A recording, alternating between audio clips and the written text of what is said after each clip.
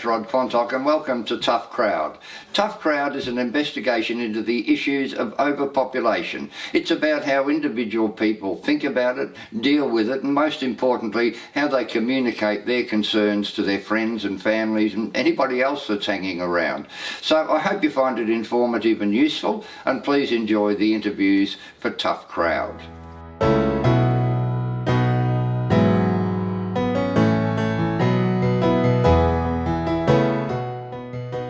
Hi, I'm here with Jude Perl, multi-talented musician, singer-songwriter and comedian. Jude, thanks so much for coming. Thank you for having me. Well, it's a pleasure and an honour. Now, you know we're here to talk about population. Yes. Yeah, I'm aware of that. Yep. I never wanted to have kids, and as I've gotten older, I just feel like there's more and more reasons to not have kids, and a big reason is there is a lot of people on the planet, and it just seems like a really simple thing that I can do to not make more people. How simple is it? It's like so simple because it's not doing something, so it's super easy. I've come at the not having kids thing much more from just a personal, just a personal thing rather than, it's like a personal thing first and then second, it's a kind of a global issue. I have two daughters and they won't have children. Yeah. For one, particularly, it's a population thing. Yeah. And for the other one, I think she's got a horse. So, I won't say any more. Well, luckily I've got an older sister who's ticked all the boxes. Yeah, she's had a child and gotten married and done all those things. So I feel like some of the heat is off for me, but I think I'm also I'm going to be 30 next year, and I feel like I'm starting to hear the conversation change a little bit now. I think up until recently, it's been a bit more oh yeah, she thinks she's not gonna have kids.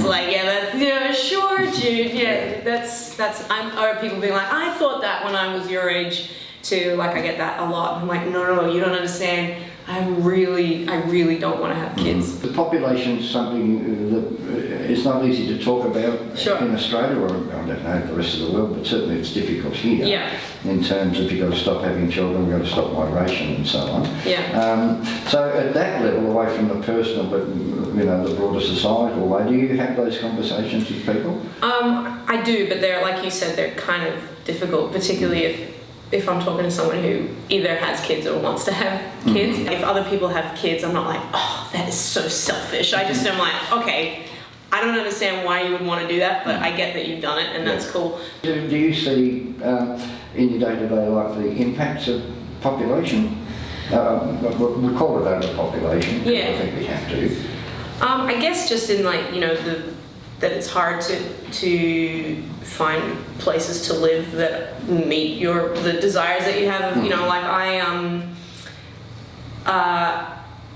I live in a 1-bedroom place, and it's kind of just on the cusp of I can just sort of afford it. I grew up in the 50s, and the neighbours on one side didn't have children. Yeah. Socially, we're an odd family within a street of baby boomer children. Yeah. And so they were.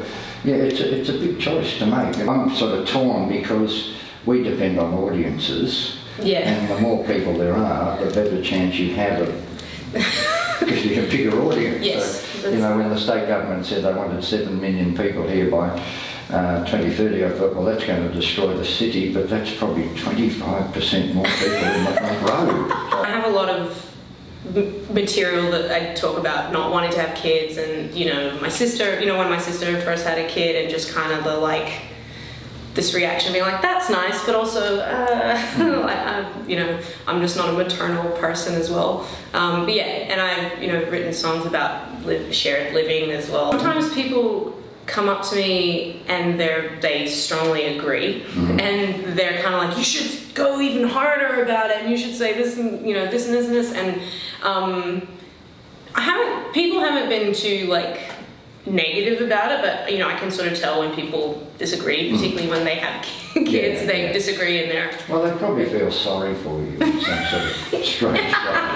My decision to not have kids is first and foremost like just a personal decision of going like there's not a single part of me that wants to raise a family, and then so the song is really about that, and then also watching your friends have kids. Well, I have to ask a significant question. Is it because you hate children? I don't hate children. No, it's just more. I just see children as they're just. Like a friend of mine had a photo of her and her niece, it's like a 1.5-year-old niece, and she showed me a photo of them together, and I was like, oh, that's nice. She's like, what's the matter with you? And I'm like, she's like, most people look at that and go, oh, and I'm like, I just see two people. It's because I respect children. I don't see them as any different to adults. I remember the kind of two significant moments where the decisions these decisions kind of happened, and I just thought if it's at all useful or interesting, but I remember like when I was 7 and I was walking to school, and I remember exactly where I was, and I had this moment where I just assumed that everybody had to have kids. I just thought it was something that you had to do, and I just remember going, I'm gonna have to do this thing one day, and just being really like kind of this awful dread feeling coming over me. And then just for years, like I just was like, oh, one day I'm gonna have to do that. I better like start getting used to the idea. And then it was only when I think I was like 20 and I was hanging out with a friend of mine who was maybe 6 years older than me, and she had been married for a couple of years, and I said, oh, do you guys think you're gonna have kids? And she's like, no, we don't want to have kids. And it was like this moment where I'm like, you're allowed to do that? That's amazing. And one of the reasons that I feel like it's important to say this stuff, talk about this stuff on stage, is just in case there's someone who was like me listening that is like, oh, I don't really want to do this, but I feel like you're supposed to, if they just need one person to say it, just to go, oh yeah, you don't have to do that. And I think that like the idea that the message that I get from a lot of people my age and their parents telling them to have kids, that it's kind of like, if you're on the fence, just do it, just have kids. And in my head, I'm like, that seems like a massive risk and it might be wonderful, but I sort of think it's such a huge decision, and that people don't always really think about what it actually means. One of the great benefits is that you'll be richer. Yeah, I'm really looking forward to that, yeah. I've got a few friends my age who didn't have children, and gee, they have a fantastic life. Just the amount of money you save on milk and nappies and doctors and all sorts of things is really wonderful. I can spend all that money for me now. When I started writing songs, the songs that I enjoyed performing more were the songs that were more, I guess abrasive is the word that comes to mind, just more like a bit kind of, it's like I'm trying to force people to listen to the songs, because in music, that's not comedy music, just in traditional music, I guess, it's like people aren't really listening to the lyrics very much, and that's why, as you said before, when there's a word you're not used to hearing in a pop song, it really like sticks out, and it kind of takes you out of that sort of easy listening. So it was definitely like, it was something that I developed over time, that I just seemed to enjoy writing that way a lot more. It just was so much more satisfying. I got a lot more out of it. And thank you for coming to talk to us. Thank you for doing what you do. And we'll look forward to hearing your song. Awesome. Thanks, Rod. Jude Perl.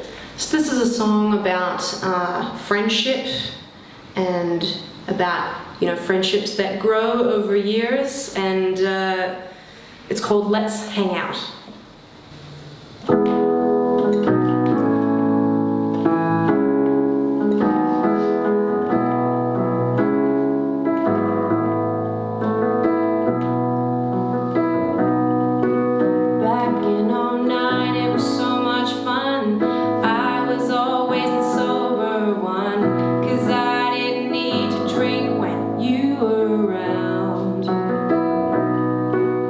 I could call you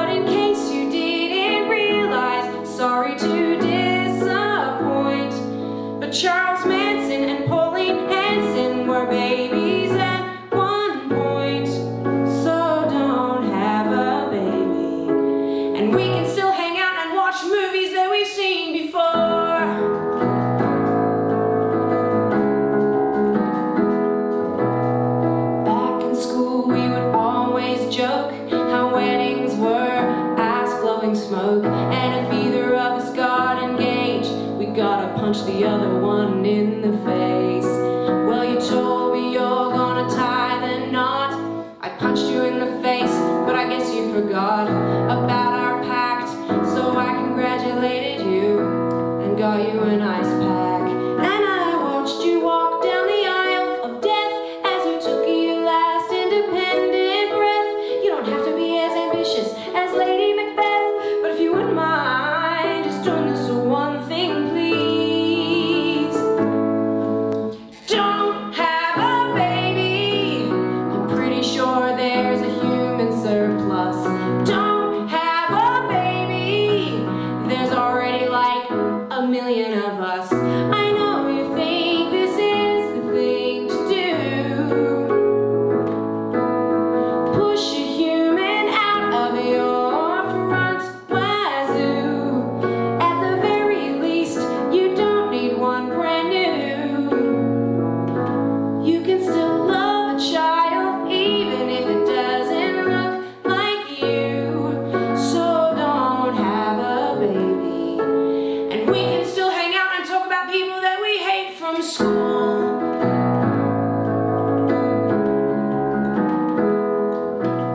So you and your husband Greg are talking about fertilizing your egg. You said there was no way, not for at least a couple of years. Well, 3 months, 1 week, and 5 days later, guess who's got a parasite living in their fleshy incubator? Now I know why you've been drinking like beer. And I hope this baby brings you bliss even when you're cleaning up shit and piss. Whatever made you think that this was a good idea? I gotta know. Why'd you have a baby? You're the 5th one of my friends who's gone and had a baby. Now who's gonna hang out with me till 3 a.m.? Humans are designed to procreate. People ask me why I refuse to gestate, 'cause it's a natural thing that human beings have always done. But guess what? So is using violence to get what you want. So you've gone and had a baby. Well, good luck getting that baby to be any kind of wingman.